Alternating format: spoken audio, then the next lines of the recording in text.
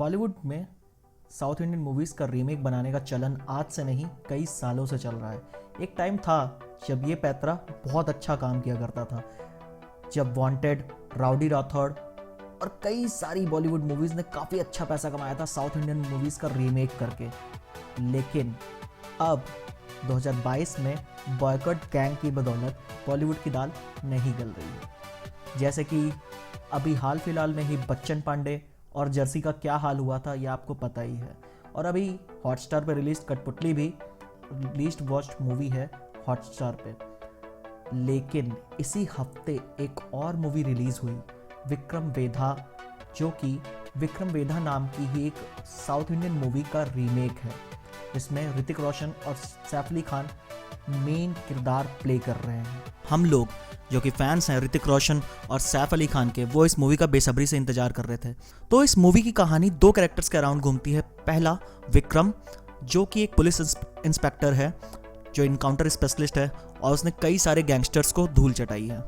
और हमारा दूसरा कैरेक्टर है वेधा, जो कि एक गैंग का लीडर है और उसके पीछे की कई कहानी है। उसी कहानी के अराउंड ये पिक्चर चलती है। तो ज़्यादा समय ना वेस्ट करते हुए चले जानते हैं कि ये मूवी कैसी है। क्या ये टिपिकल रीमेक है साउथ का जो आपको पसंद आएगा या नहीं आएगा? आपको ये सिनेमाघर में जाकर देखना चाहिए या नहीं? सो हेलो फ्रेंड्स, मैं हूँ वेद और welcome to my channel the night owl.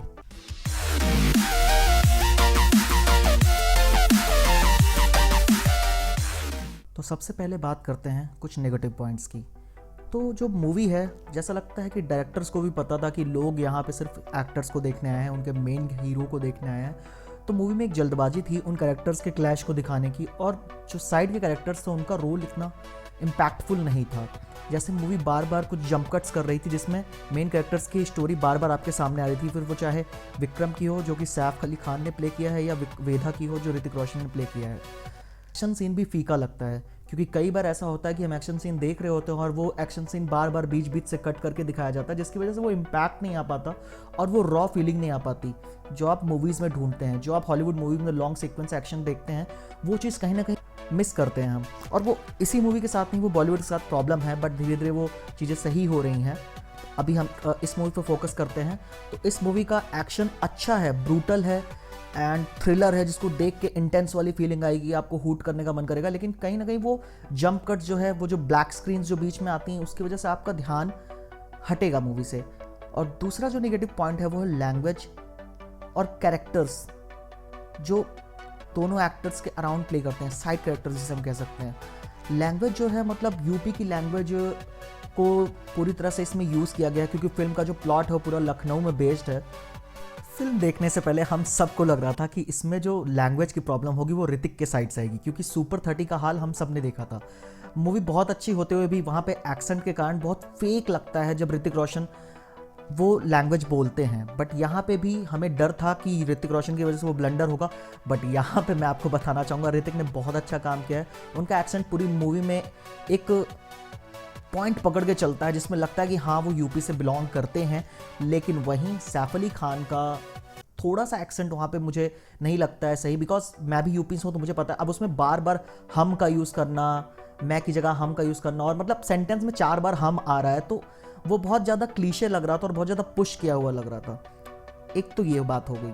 Okay, तो अब बात करते हैं पॉजिटिव पॉइंट्स की। तो सबसे पहला पॉजिटिव पॉइंट मैं जो बताना चाहूँगा वो थे सपोर्टिंग कास्ट। हाँ, मैंने बोला नेगेटिव पॉइंट में कि हाँ सपोर्टिंग कास्ट को उतना ज़्यादा रोल नहीं है, उतनी ज़्यादा उनका अराउंड स्टोरी नहीं दिखाई गई है, बट लेकिन जो सपोर्टिंग कास्ट यहाँ पे चूज़ की गई थी हर कैरेक्टर के लिए, वो बहुत ही बेमिसाल थी। जैसे रोहित शरफ, जिन्होंने शतक का कैरेक्टर प्ले किया है, वो जब भी स्क्रीन पे आते हैं तो वो भाई वाली फीलिंग आती है, वो इमोशन नज़र आता है कि उनके बड़े भाई से उनका जो लगाव है, वो इनोसेंस दिखता है उनके चेहरे पे।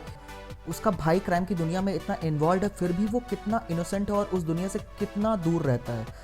और फिर वहीं बात करते हैं सत्यजीत मिश्रा की, जिन्होंने बहुत अच्छा प्ले किया है अब्बास का कैरेक्टर को, जिसमें वो दिखता है कि हाँ वो गिल्ट में भी है, वो कहीं ना कहीं परेशान है अपने बच्चे की हेल्थ को भी लेके, और वो कहीं ना कहीं उसे अपना काम बुरा लग रहा है। फिर बात करते हैं the Netflix queen Radhika Apte की। जी हाँ, वो भी इस मूवी में है, वो प्रिया का कैरेक्टर प्ले कर रही हैं, जो कि सैफ अली खान के अपोजिट हैं। वो उनकी वाइफ का कैरेक्टर प्ले कर रही हैं, जो कि एक लॉयर है। अब उन्होंने जो उनकी एक्टिंग तो आप सब जानते हैं वो बेहतरीन है, लेकिन उन्होंने जिस तरह से मतलब कुछ कुछ सिचुएशंस पे जो रिएक्शन दिए हैं सैफ अली खान के साथ फ्रेम में, वो देखने लायक है। और अब बात करते हैं दूसरे पॉजिटिव पॉइंट की, जो इस मूवी की जान है, जिसने इस मूवी में 4 चांद लगा दिए। और जो चीज़ आपको इस मूवी में सबसे ज़्यादा मज़ा देने वाली है वो है बैकग्राउंड म्यूज़िक, जो कि सैम ने प्रोड्यूस किया है, जिन्होंने ओरिजिनल मूवी विक्रम वेधा में भी प्रोड्यूस किया था। लेकिन उसको जिस तरह से ट्विस्ट एंड टर्न किया गया, जिस तरह से उसके साथ प्ले किया है विशाल एंड शेखर ने, वो बेहतरीन है। और इसी म्यूज़िक पे एक सॉन्ग है बंदे करके, जो कि मनोज मुंतशिर और शिवम ने गाया हुआ है।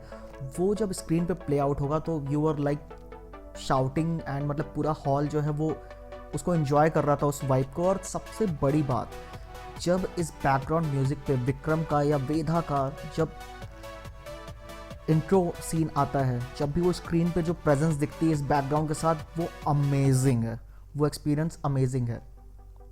फिर इस मूवी का सॉन्ग अल्कोहोलिया, आई थिंक सब ने अभी तक सुन ही लिया होगा, लेकिन उस गाने की बीट्स बहुत अच्छी हैं, बहुत सिक हैं। मुझे लिरिक्स उतनी अच्छी नहीं लगी, बट हाँ ऋतिक का डांस है जो उस गाने में 4 चांद लगा देता है। और जब आप उसको बिग स्क्रीन पे देखोगे तो उसका एक अलग ही एक्सपीरियंस है। And now coming to the full and final point, that is Hrithik versus Saif. Yes, this movie was promoted as Hrithik versus Saif, जैसा कि वॉर के साथ भी हुआ था, ऋतिक वर्सेस टाइगर। तो हाँ, ऋतिक वर्सेस सैफ का जो पूरा प्लॉट था, मतलब जो एक उसमें क्लैश दिखाया है, साथ के साथ कुछ पॉइंट्स चल रहे हैं, कुछ क्वेश्चंस चल रहे हैं, जो सीन पूरा क्रिएट होता है इन दो कैरेक्टर्स का, वो बहुत अच्छे तरीके से शूट किया गया है।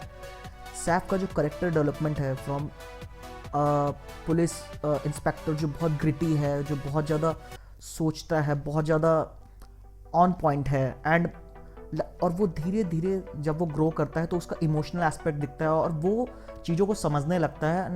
एट लास्ट वो चीज़ें प्ले आउट करती है मूवी के क्लाइमैक्स में। और दूसरी तरफ ऋतिक की बात करते हैं। जी हाँ, आपने बिल्कुल सही समझा, ये मूवी पूरी की पूरी ऋतिक अकेले खा गए हैं।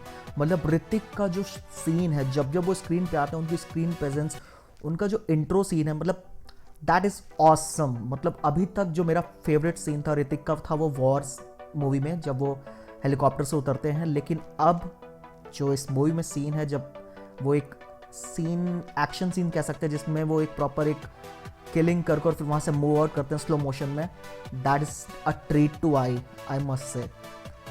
सो अब बात करते हैं कंक्लूजन की, कि आपको ये मूवी जाकर थिएटर में देखनी चाहिए या नहीं देखनी चाहिए। तो मैं बोलूँगा ज़रूर देखनी चाहिए, बिकॉज इसका जो एक्शन है, इसकी जो प्लॉट है, वो आपको बिल्कुल मूवी में इन्वॉल्व करके रखेगा और एक्शन आपको वो एक थ्रिलिंग फील देगा।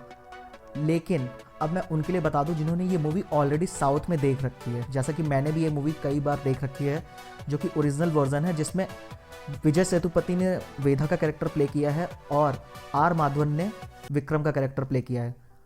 अब अगर वो मूवी आप देख चुके हैं तो बस आप ऋतिक के लिए जाके मूवी देख सकते हैं एज अ फैन सर्विस। लेकिन क्योंकि प्लॉट बिल्कुल सेम है, ऐसा कहा जा रहा था कि प्लॉट में कोई चेंजेस करेगी जो डायरेक्शन टीम है, लेकिन ऐसा कोई चेंज नहीं है, प्लॉट बिल्कुल सेम है। मैं यहाँ प्लॉट रिवील नहीं करूँगा, बिकॉज जिन्होंने नहीं देखा है उनके लिए प्लॉट बहुत ही बेहतरीन अगर आप उसको थिएटर में जाके एक्सपीरियंस करते हैं। लेकिन जो इस मूवी का टोन है, जिस लेवल पे इसको बनाया गया है, जिस तरह से इसको क्रिएट किया गया है, ऑब्वियसली बजट पुरानी मूवी से ज़्यादा है, तभी इसमें एक्शन और जो फ्रेम्स है वो काफ़ी क्लियर और काफ़ी अच्छे हैं comparison to the real movie. So जिन्होंने नहीं देखी हुई है वो ज़रूर जाके देखें, बिकॉज प्लॉट एंड एक्शन दोनों मिलेगा। और जिन्होंने ओरिजिनल मूवी देखी हुई है और आप ऋतिक के फ़ैन हैं तो आप जा सकते हैं। और हाँ, इसी के साथ ये रिव्यू यहीं ख़त्म होता है। प्लीज़ नीचे कमेंट करके जरूर बताइएगा कि आपको रिव्यू कैसा लगा। और हाँ, अगर आप मूवी देखने जा रहे हो तो ये भी बताइएगा कि आपको मूवी कैसी लगी, और बॉलीवुड को क्या रीमेक्स बनाना चाहिए या ओरिजिनल कॉन्सेप्ट पे काम करना चाहिए। Don't forget to subscribe my channel and like this video for more updates in future.